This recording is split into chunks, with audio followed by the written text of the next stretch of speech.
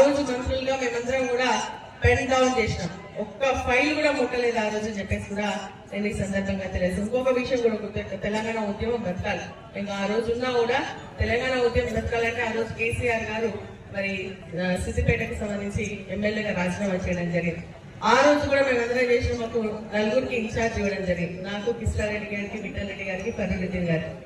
రోజు సిద్దిపేట పోతుండే, పొద్దున 11-12 గంటలకు పోతుండే, 2 గ్రామాల్లో తిరుగుతుంటివి. అంటే తిరుగుడంటే ప్రచారం చేయలే, ఉట్టేనే పోతుంటివి, దాబాలో కూర్చుంటుంటివి, అన్నం తిని ఇంటికి వచ్చేసింది కాదు, మళ్ళీ పొద్దులేసి మళ్ళీ పోతుంటేవి.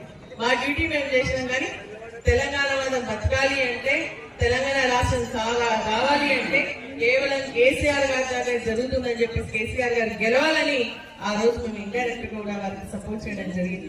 అదేవిధంగా జగత్తంగా ఎమ్మెల్యే ఎలక్షన్, ఎంపీ ఎలక్షన్స్ కూడా అట్లనే విధంగా చేయడం జరిగిందని చెప్పేసి కూడా తెలియజేస్తాం. తెలంగాణ ఉద్యమం కోసం మేమందరం కూడా పాటుపడడం జరిగింది. ఆ రోజు ఇండైరెక్ట్ గా, డైరెక్ట్ గా వచ్చేటువంటి అవకాశం లేకుండా ఆ రోజు ప్రతి లక్ష్యపడ్డ కార్యక్రమం ప్రతి గ్రామానికి వెళ్లి ఎన్నో ఇబ్బందులు వచ్చినా కూడా ఆ ఊళ్ళలోకి వెళ్లి మేము ఆ రోజు మన తీర్మానాలు తీసుకున్నాం.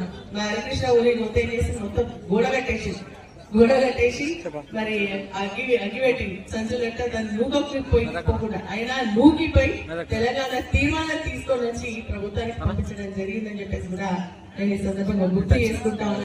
పౌరుని కదిలించింది దీక్ష దివాస్ అని చెప్పేసి కూడా నేను తెలియజేస్తాను. ఎందుకంటే వారు హాస్పిటల్ ఉన్న తర్వాత ఈ యొక్క తెలంగాణ రాష్ట్రం తప్పకుండా రావాల్సిందే అని చెప్పేసి అందరూ కూడా ఎన్నో ఉద్యమాలు అగ్నిగుండం అయిపోయింది తెలంగాణ రాష్ట్రం. ఆ రోజు ఉన్నటువంటి ఆంధ్రప్రదేశ్ రాష్ట్రం ఆ విధంగా మరి వారి యొక్క దీక్ష ద్వారానే డిసెంబర్ 9వ తారీఖున మనకి యొక్క తెలంగాణ ప్రక్రియ మొదలవుతుంది అని చెప్పేసి మరి స్టేట్మెంట్ కూడా రావడం జరిగింది.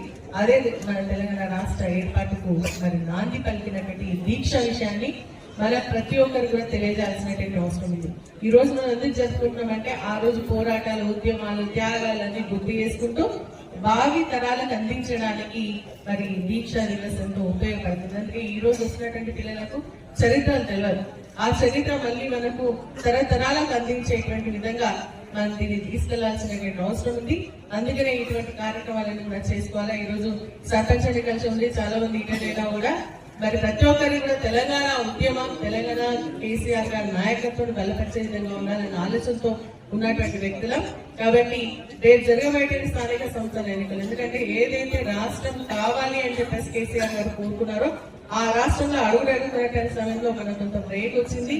ఆ బ్రేక్ పోయి మళ్ళీ ఈ రోజు తెలంగాణ రాష్ట్రం వాళ్ళకు మళ్ళీ ప్రజలకందరూ కూడా న్యాయం జరగాలి అంటే అది కేవలం కేసీఆర్ గారి నాయకత్వంలోనే జరుగుతుంది. మళ్ళీ కేసీఆర్ గారిని తెచ్చుకోవాల్సినటువంటి బాధ్యత